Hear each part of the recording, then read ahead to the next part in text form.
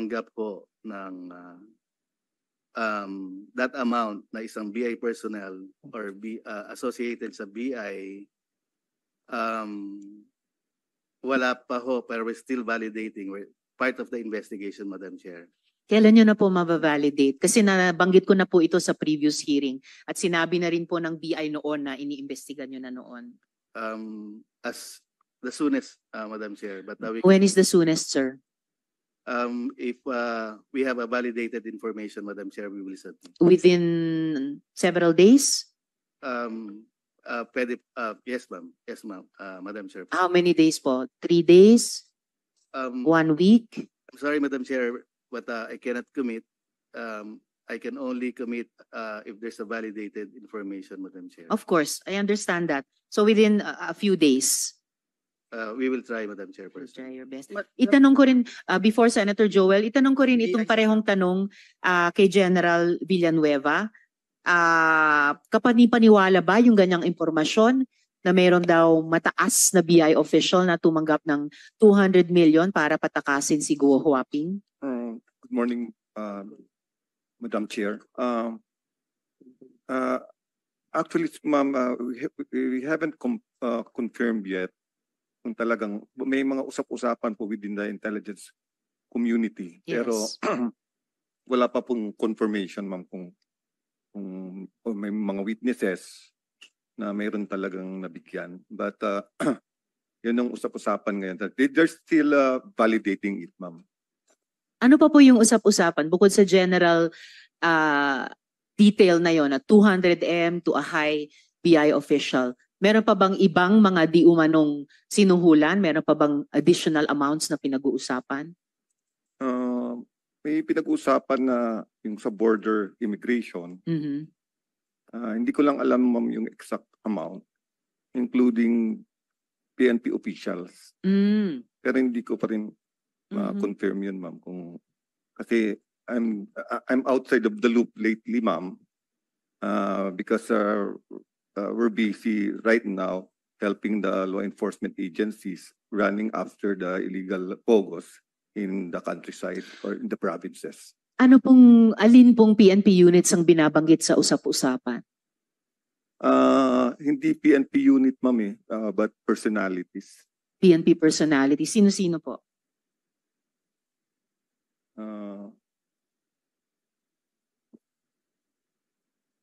I think it was mentioned the former chief PNP.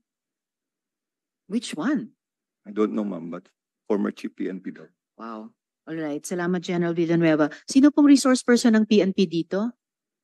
Yes, sir.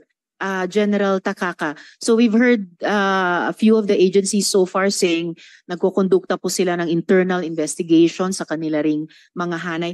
Narinig nyo or sa sariling Intel Directorate at units ng PNP, meron din po bang ganitong mga impormasyon, ganitong mga hundreds of millions of pesos in di umano mga bribe amount sa mga matataas na opisyal sa BI at ngayon nababanggit pati isang dating PNP chief pa. Sa inyo pong investigasyon, ano pong lumalabas, General? Good afternoon, Madam Chair. For the part po ng PNP, so far po wala po kaming report with regards po kung may mga nasuhulan na PNP personnel. But despite of that po ay yung aming pong intelligence community ay tuloy-tuloy po ang kanilang pag-coordinate sa ibang agencies para malaman kung may mga PNP personnel na involved, then we will file the necessary case po kung may mga evidence po kaming makukuha. Your Honor. General, I'm almost disappointed. Dahil sa isang naunang hearing, kayo ang naunang institusyon na nakaalam na nakatakas na sa bansa si Guo Huaping. Kayo lang yung nagsabi, August 14 pa lang alam nyo na. At August 15, sinabihan nyo ang BI. Whereas all the other agencies then said August 19 lang daw nila nalaman nung nag-manifestation ako na parang sa Senado pa umaasa ng Intel ang ating Intel agencies. I cannot believe it and I don't want to believe it. Kasi pag ganun talaga ang state of Intel natin, kawawa tayo sa mga susunod na panahon. So sir, earlier, the PNP resource person in an earlier hearing also said, may internal investigation kayong ginagawa. Wala pa bang ngayon, especially about a very important issue like corruption of high officials within the organization? Yes, ma'am, yung report sa amin na nakatakas si Alice po is coming from the Interpol po, ma'am.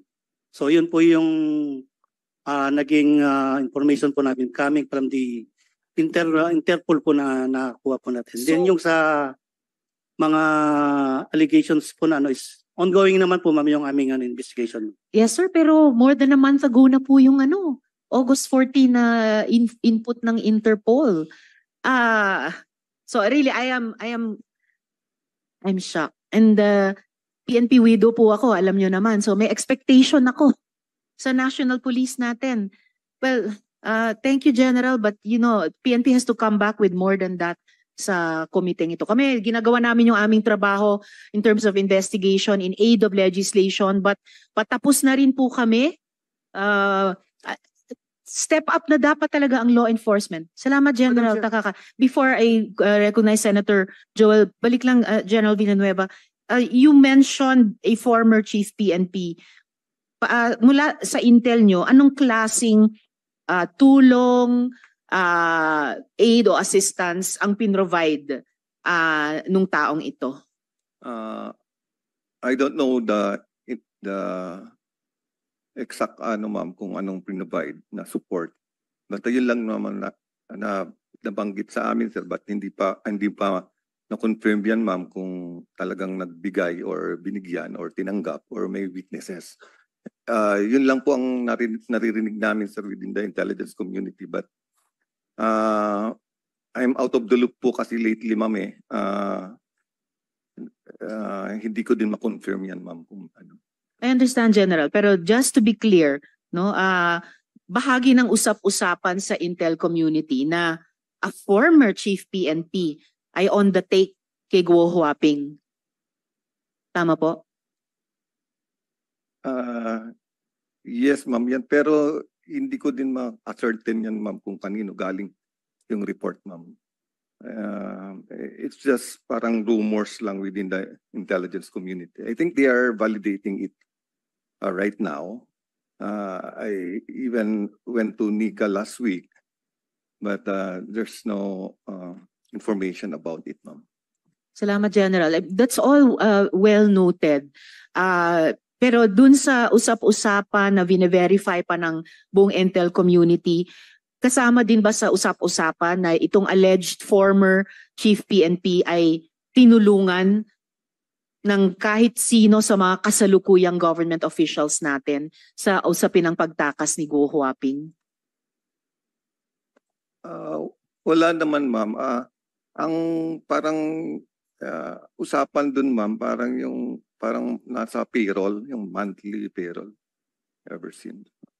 It gets worse and worse. Kanina, bad enough yung magbayad di umano ng daang milyong pisong suhol para makatakas ang isang Guo Huaping. Even worse, kung historically may monthly payroll. Attorney Magno, sa NBI po ba may ganyang mga anggulo rin tinitignan ang bureau, yung suhol, pati sa isang dating chief PNP, at yung monthly payroll, pati sa mga government officials? Madam Chair, lahat po yan ay tinitingnan po natin. But at this moment, we cannot comment on the investigation and intelligence gathering that we are conducting. Since sa binubuo po naming pag-backtrack at pag-iimbestiga, ay kasama po namin tinitingnan niya, Madam Chair. Last on the list for today, dapat sana si Senator De La Rosa, unless gusto rin ninyong sa susunod na hearing na. But ngayon, Short lang. short. All right. You have the floor, Senator De La Rosa. Thank you, Madam Chair. Alice, si Wesley Go is your brother. Am I correct? Opo. Ngayon, there is an information na pagkasama sila ni Wang Ziyang ngayon somewhere, kung nasa Hong Kong or sa Singapore ba. Are you comfortable with that information? Na magkasama silang dalawa? Sen, honestly, wala po akong idea po. Hindi ko po alam Hindi, kung magkasama I'm po not sila. asking about the idea. Okay, being your brother, itong si Wesley Go, komportable ka na magkasama sila ni Wang Ziyang doon sa ibang bansa? I assume po hindi po sila magkasama. Hindi pa ako comfortable po. Granting magkasama sila. Komportable ka, hindi? Hindi. May we know the reason why? We are helping you here. Opo, sorry po, Oh. I refuse to answer po. Hindi ka komportable. Po ako comfortable po na sabihin po. Pero hindi po ako comfortable po na magkasama po. Magkasama sila. Okay. Thank you. Next question, Alice. Kung hindi ka na-aristo sa Indonesia, anong next plan mo dapat? Halimbawa, hindi ka pinakialaman ng Indonesian authorities. Anong next plan mo? What's your next move? Supposed to be your next move. Actually, honestly po, Sen, nag-uusap po kami na uwi na po ako dito sa Pilipinas. Uwi sa Pilipinas. Haharapin ko po at magpapaliwanag po ako. Wala kang plano na umuwing China? Ang plano ko po ay bumalik po dito sa Pilipinas po. Dito po ako uuwi. How about China? Were you entertaining that thought of Wala going po. to China? China, wala po. So from At saka Senator De La Indonesia, Rosa, if I may, sinabi niyo mo, Kuya Ping, balak mo sana, gusto niyo sana bumalik dito at magpaliwanag. I highly encourage you to do that during this hearing. Magpaliwanag hanggat kaya mo. I think you know what I mean.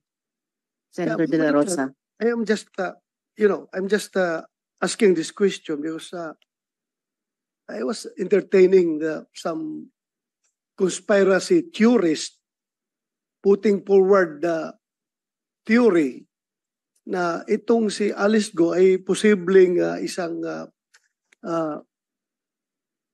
sleeper cell agent ng China na pinadala dito sa ating bansa. Well, yun nga kaya ko tinanong kung gusto niyang next move niya from Indonesia is going home to China kasi the safest place for a sleeper cell agent is to go back home. Yung home base niya. Safe na safe siya doon sa China kung if indeed she is a state agent of China. Kaya nga tinatanong ko, so wala kang balak pumunta ng China? Wala po, before po nangyari po yung sa Indonesia po, nag-uusap na po kami nag-uusap po na consider ko po talaga na ang next move ko po ay babalik po ako dito sa Pilipinas. At saka magpaliwanag. sigurado Senator ako, De La Rosa, hindi- bago kayo magpatuloy, acknowledge ko lang yung pagdating ni Senator Bong Revilla na kasamang magtatanong sa susunod. na Thank you, hearing. thank you. Senator De La Rosa. Kaya siguro ayaw mong pumuntang China dahil involved ka ng Pogo. Siguradong katay ka sa gobyerno ng China pag umuwi ka doon. Dahil galit na galit ang gobyerno ng China against Pogo. Am I correct? Sen, hindi po ako involved po sa Pogo. At in fact, yung tatay ko po nasa China po ngayon. Kung kami po, Whether you like it Ako. or not. Okay. kung kami po ay Whether you involved like it or po, not. sana po, hindi naman po hindi naman, tama naman po kayo na galit po ang Chinese government po sa Pogo. And I Galit think, galit nga. Opo. Kaya kung pupunta ka ng China, talagang katay ka doon dahil galit na galit ang Chinese government sa Pogo. hindi po yan ang reason kung bakit di pa ako pupunta ng China. Ang reason ko po, babalik po ako dito sa Pilipinas at magpapaliwanag ako dito at haharapin ko po kung ano man po yung mga aligasyon po. Correct. But you cannot remove the fact that ikaw ay involved sa Pogo. Whether you deny it or not, kaming lahat dito naniniwala talaga na involved ka sa Pogo. Kung mag-insist ka, you can tell it to the Marines, not to the policeman. Okay. Next question. Merong sinabi si General, wala pa ako dito kaya, General Villanueva, retired General Villanueva, na meron daw isang former chief PNP receiving a monthly payroll from you. Pwede bang malaman kung sino itong former chief PNP? I'm concerned because I am a former chief PNP. Baka mamaya, mayroong lalabas na script dyan na si Bato ay tumatanggap ng pera galing sa'yo. Wala pong ganun pong nangyayari. Sigurado ka? Sigurado po ako. Wala pong Kilala ganun mo ba nangyayari. ako? Nakita ko po kayo in person nung andito na po sa Senate po. Before that, nag-meet ba tayo in person? Never po. Sigurado ka? Sigurado Kahit po. selfie. May selfie ka sa akin? Selfie, I think wala po. Kahit nag-cruise mo lang tayo sa isang mall, nakita mo ako. Hindi mo ako nakita sa isang Hindi mall? po. Sigurado ka? Sigurado po ako. Ay, siniguro ko lang dahil baka mamaya may lalabas na script dyan na ako yung former chief PNP na tumatanggap sa iyo ng pera. Klaruhin ko lang ito. So, General Gonzales, pwede malaman from you kung sino yung former chief PNP na sinasabi niyo na tumatanggap ng monthly payroll from Alice Go? Your Honor, I don't have any confirmation, but I'm sure you're not the one. I think so. Thank you. Thank you if I'm not the one. Yun lang, siniguro ko lang. Thank you, General Villanueva. Thank you for that information. Alice Go. Marami akong question, pero Madam Chair, pero baka... Ha?